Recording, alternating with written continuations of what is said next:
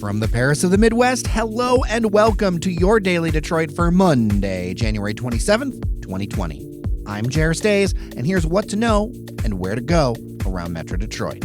Today, we know what will be built at the General Motors Detroit Hamtramck plant. A new poll shows no appetite for raising taxes to fix the roads. Michigan State Police are closing a crime lab in Sterling Heights. And later, Shianne Nocerini joins us to talk about some of the best local burgers in Metro Detroit. But first, a quick thanks to our members on Patreon who help make this show possible. You can join Tony, Alan, Katie, and more at patreon.com/dailydetroit. Just a few bucks a month really makes a difference. And thank you. General Motors is investing $2.2 billion to change over the Detroit Hamtramck assembly plant so it becomes the company's first all-electric vehicle facility. The company says 2,200 people will be employed to build a yet-to-be-named all-electric pickup in late 2021. And then it'll build the new Cruise Origin. That's an all-electric self-driving car. It'll close for retooling for about 18 months, starting late next month. So what electric cars will be built there? Speculation abounds, but names talked about include the GMC Hummer and Sierra, as well as the Cadillac Escalade. Again, all electric. Detroit Hamtramck had been targeted for closure, but that change is part of negotiations during a recent 6-week UAW strike. A new poll out from the Detroit Regional Chamber and Glenn Gariff Group reveals quite a bit about the perceptions of Metro Detroiters and Michiganders on a bunch of issues. The top line, although roads and bridges were the top priority for voters, voters also believed they should be fixed with existing dollars. 55% of voters believe that the state already has enough money to fix our roads, with just 33% thinking we should raise more money. A significant percentage did not answer the question. That belief contradicts most experts who say that the state needs to raise about $2 billion more per year to get roads up to shape. Rumblings are already starting for a new plan for necessary road funding that would involve borrowing billions of dollars, unlike most of our neighbor states who pay more per capita for road and transportation funding. More is expected to be revealed at Governor Gretchen Whitmer's State of the State address later this week. The plan would inevitably come up short, as loaning for a one-time amount of $2 or $3 billion isn't the same as permanent, ongoing funding over a number of years. Further down in the survey are some other interesting tidbits. 77% of Michiganders support overhauling the Elliott-Larsen Act to prohibit discrimination in employment or housing of LGBT Michiganders. Currently, it's perfectly legal to fire someone, deny them employment or housing in Michigan based upon their sexual orientation. And then there are some results that could have implications in the national election coming later this year. The poll says that the vast majority of Michiganders seem to want changes with health care, but not too much. Only 20% of Michiganders support Medicare for all. Nearly 36% of respondents said that changes should be made to the Affordable Care Act to allow people to purchase coverage through Medicare, or Medicare for all who want it. 20% think that there should be some tweaks made to the ACA, but not more than that. And just 8.5% think the system should be left alone with no changes. A significant number, I must add, had no response. Support for Medicare for all was weakest with strong Republicans, and that's something you'd expect. But next up, African American and union respondents. Even among people who identified as strong Democrats, Medicare for all only polled at 23% in our state. I'll add a couple of caveats. This poll was commissioned by the Chamber, and that's a business-friendly organization to be sure, but I have no reason to believe it's crazy far off. It was just over a year ago that moderate Gretchen Whitmer, who will be delivering the Democrats' response to the State of the Union speech next month, comfortably won the primary and the general election contests here. The progressive candidate, Abdul El-Sayed, got just 30% of the Democratic primary vote, with 17% going to a virtual unknown businessman, Shri Tanadar. Also, a technicality I feel like I should mention with this is that many who support Medicare for all do not self-identify themselves as members of the Democratic Party. I think that's something that's going to show up more and more as this election season plays out. The Michigan State Police Crime Lab in Sterling Heights will be closed and merged with the larger lab in Detroit in a bid to create more efficiencies. MSP has been plagued by delays in testing evidence with a backlog of several months. That has a bunch of impacts, including hindering investigations and the identification of suspects. The Macomb Daily adds that Michigan State Police intend to hire more people for the biology division, and that does DNA testing. The lab also handles fingerprints, footprints, blood, and drugs. There is no timeline for the closure of the Sterling Heights facility, but the state says the idea is to do the merger sooner than later. Oakland County continues to roll, attracting $575 million in new investments in 2019. More than 40% of the dollars came from foreign companies, and $200 million of it was in advanced electronics and control systems. Think stuff for automotive, robotics, things like that. If you didn't know, Oakland County is one of the largest contributors to the national economy. 0.5% of all economic activity in the country comes from there. The biggest growth sectors over the last 15 years for Oakland County have been healthcare, advanced electronics and control systems, communications and IT, alternative energy, advanced materials, and aerospace. All right, joining me in the North End studio of Daily Detroit, Shianne Nocerini. Welcome back. Hey, thank you for having me. All right, so you did some epic work along with the rest of the team. Shout out to Sven and Randy, and all of us kind of leaned in a little bit, but you were really the captain of the ship. I really for was. This burger list of 20 local burgers. Now, let's talk about first why you wanted to do this list. Well, I really love a good burger. I think all of us on the team enjoy a good burger. I mean, I'm most of Metro Detroit enjoys a good burger. But I think one of the things is we wanted an idea that was a little different because many of the burger lists have something in common that we felt we needed to change. Right. They were all mostly chains. So I am one of those people that whenever I go to a new city, I only go to restaurants that are not somewhere that I could go when I'm home. I mean, really? You don't want to like travel to Tennessee and go to McDonald's? Go to McDonald's? No, I don't. There is one small caveat, and I will tell it. Canadian McDonald's?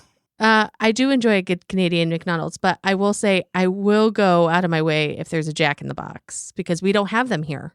Oh, but that still fits. It does still fit. So, yeah, but that's fast food. That's right. a chain. So, anyway, so we really have been kicking this idea down the road. Every so often we'd be like, hey, we need to do that burger list. Especially when we see lists that are just terrible. I mean, just dumpster fires of lists. Yeah. And so finally, I think we all just kind of got sick of kicking that can down the road. And I was like, you know what? We're just doing it. We all piled in our Slack channel. It was like, tell me your favorite burger place. Well, I think one thing is that you went to almost all of these. That's for one. You Yes. were really the quarterback with this, with just a little bit of help from the rest of us. Yes. The other rule I think is really important is everybody here has had to have gone. Mm-hmm. Yes. We could not include it in the list unless you've been. And I think a lot of people, they go Google Yelp, well, whatever that is, right? But they hit Yelp. And I also know for a fact that Yelp sells their data to like, get this, there's actually like AI food lists now. Oh, yeah. Where they just take the reviews from Yelp and then make a listicle out of them with like, you know, artificial intelligence, which I feel like not my favorite way to do things for this. And it's really scary how good that AI technology is now. Because people don't tell. They can't tell. They cannot tell unless like, I mean, you and I can tell because we've seen it. Yeah. But most people can't tell. And I'm like, oh, this is just like AI. Like, stop sharing this list. Like, we put a lot of time and energy into this list. We ate a lot of burgers. I think I gained 5 pounds doing this. I think I did too. I mean, we tried to stretch it out, you know, but these are our favorite burgers. And we kept adding to the list, too. I know. And then it got up to 20. We're only going to talk about a few of them today. Yeah. And to note that this is not a ranked list. We just put numbers on it to help you check them off. Because I know there's already people who have said like, hey, I'm really looking forward to trying all these. And we're very sorry if your favorite was not on there. I'm sure we're going to do a round 2 at some point. So I'm sure we will. We are noting down all of those suggestions. Already had some ones I definitely want to poke my beak into, but I didn't want to include anything that we hadn't been to. Exactly. So first up on your list, Shy. So first up, my number one choice is Lovers Only. Wow. So that's a newer entrant into the game, and that's in downtown Detroit. Why do you love Lovers Only so much? What is there not to love about Lovers Only? First of all, the decor is amazing, but I know we're talking about burgers, so I need to talk about the food. But I love the art. I love They did the do a design. nice job on that spot. Like, it makes me feel so good when I'm inside there. But I love the quality of ingredients. And my favorite burger there, the smash burger is great. Don't get me wrong. But my favorite is the Bitter South, which is basically a patty melt, but they also put hash browns on it. Oh, wow. So you're into, it's clear looking at this list that you were into toppings for sure. Yes. Now, for me at Lovers Only, I'm just a classic smash guy because I believe in simple but excellent execution. I'm that guy. You know, I'm like a burger hipster with that. Like, I want it to be burger, cheese. Like, there is something about when you do the smash burger, it's got that high heat, it caramelizes, and they execute it the best that I've seen for that style. Not that it's the best burger, because all these are really great burgers. For that style, that smash burger, they do a really good job with it. And their onion rings are also bomb. So let's talk about sides for a second to lead us into this next one. I want to mention Royale with Cheese in Midtown. And that one actually got the nod as one of the best halal restaurants in the country. Yes. Which I think is pretty cool. And people should never, like, halal is just a way of preparing things. And I think it's great to have it as an option. And they do a great job with their burger. And you were mentioning sides. They have really interesting fries that have kind of like this crescent moon shape, which I really like. Yeah, I really like them. Oh, they're super tasty. And they do a really good job with their toppings. And I mean, I am a guy with a certain kind of wallet that's bad something. Right. Literally. So I'm a sucker for the branding, but it's a darn good burger. It really is. I just want to say Royale with Cheese is also one of my favorites. And I have 2 words for you. Cheese fondue. Yeah. And I love it. I feel like I have to do the fondue because if I do it all together, yeah, I'm just asking for trouble, but I'm all for it. Yep. So this next one, I saw you put this on the list. It started out of a gas station. I want you to talk about it, but I will say that I have taken dates there before. Yes. So this is, of course, Tasty's Burger out in Dearborn. Oh, with the nacho burger. Yes. Yeah, they got featured by Eater and a bunch of those places. So you think all that featuring and attention is well deserved? I think so. Absolutely. We actually went there this weekend. Like, we had like a little family. You and the family? Yeah, me and the family all went down. We checked out the new location in Dearborn Heights. So tell me about this new location so that maybe do I still have to go to a gas station to have this? No, you don't have to go to a gas station to have this. And actually, thank goodness. I will say that I might have a dating life in the future. Right. So I will say that when I told my husband I wanted to go there, he was like, I am not going to a gas station to eat a burger. And I'm like, but it's so good. But it's so good, dude. It's so good. I was like, it's worth being at a gas station. And he's like, I don't know. And I was like, we won't go to that one. We will go to the new location because I wanted to check it out anyway. And I will tell you, it was hopping.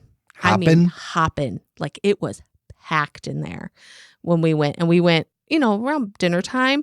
And it was just like a constant flow of eaters and patrons. So, yeah, good. Well, and what is your favorite out of there? Is it the one that everyone knows, or do you have another? I went basic.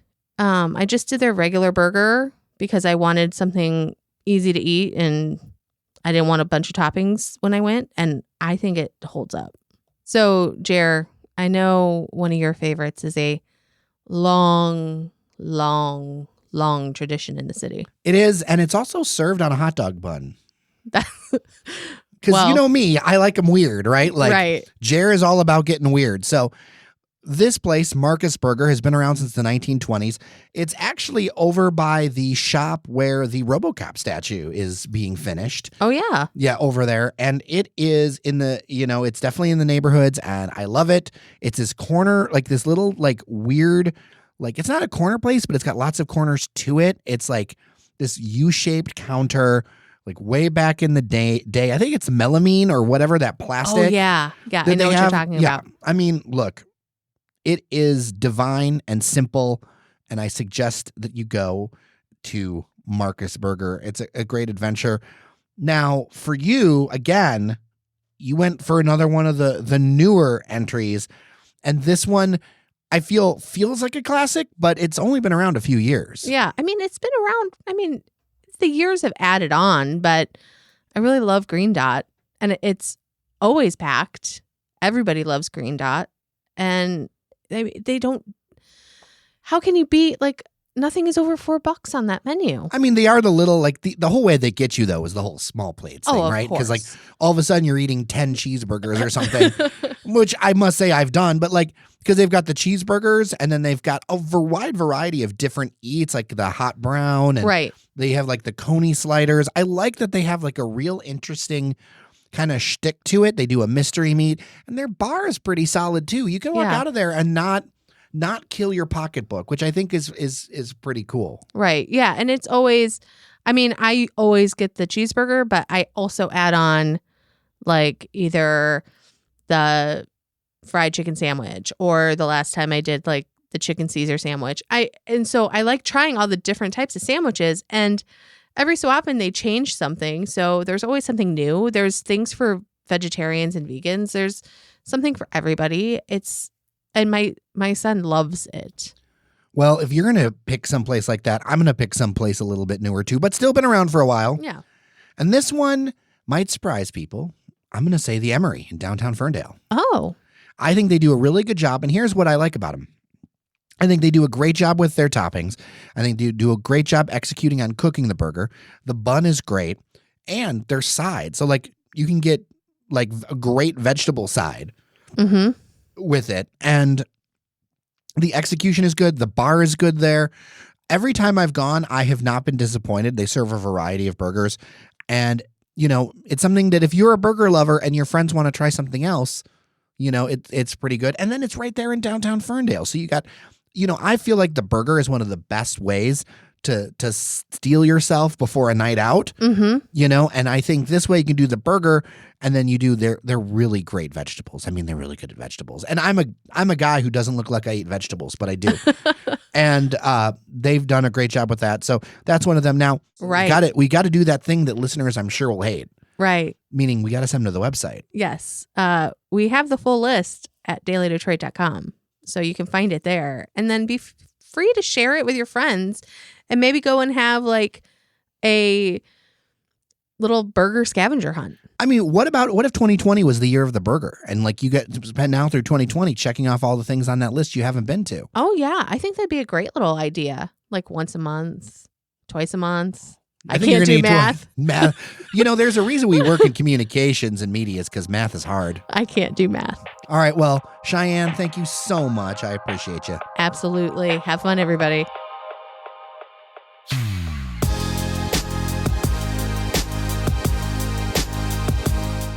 All right, that'll do it for today's show. A little programming note. We will be on site, on location with our mobile studio at the Detroit Policy Conference this Wednesday. If you are going, look for us. Come say hi. You're going to be there. If not, we're going to come out of there with a bunch of great conversations and stories.